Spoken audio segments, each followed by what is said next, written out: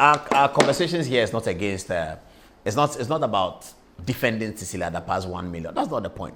The point we are bringing to you is the irresponsible conduct of a holder of a highly important state office, the Office of the Special Prosecutor. This is what he does. He gets a letter from Iyoko. He doesn't respond. He doesn't conduct any investigation. He doesn't have a report on Cecilia Dapaah. He's just joining the social media fray and then trying to present himself as a sort of messiah of an anti-corruption situation. But he's doing that just to position himself so that he may be corruptible. That's our allegation. That's what he's doing. That's what it appears. That's what with the benefit of hindsight, we are now more confident to say that than before. Because the Iyoko wrote a letter to him. He's paid by the taxpayer to respond to such letters.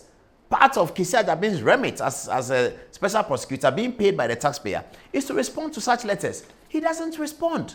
He doesn't. And he's left with Iyoko with no other option than to close the docket of the investigation. Because he said he's brought in FBI at the expense of the taxpayer to be able to do some investigation. Both he and FBI could not generate a report after 7 months of investigation and 4 months of another cross-boundary investigation. 7 months of local, 4 months of cross-boundary, altogether 11 months. Kissi Agyebeng and the FBI were unable to generate a report. They couldn't generate a report. This is the point we have been making. So he goes to Cecilia Dapaah's house with all that charade, with all the people following him, showing himself on media that he's going to arrest somebody.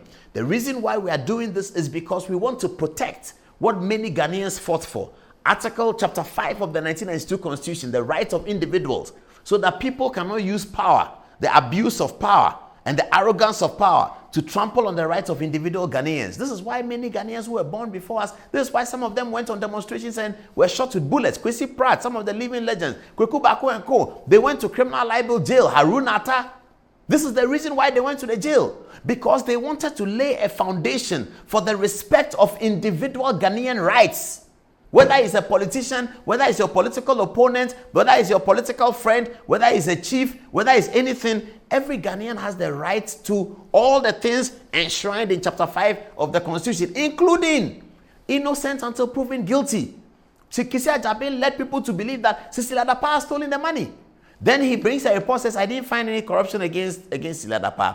And then on top of that, he says, I came with FBI to come and investigate. But so I am sure that Cecilia Dapaah has conducted money laundering. So Iyoko, take care of it.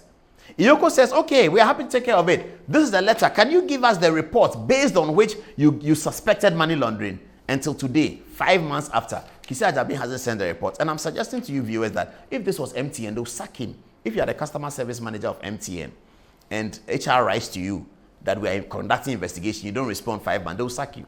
If you are the manager at Barclays Bank and they write to you, a risk writes to you, you are the head of corporate, risk writes to you that, look, we are investigating this customer so and so. Send us the report based on which you made the suggestion, and for 5 months you don't report, they'll sack you because you are wasting shareholders' money.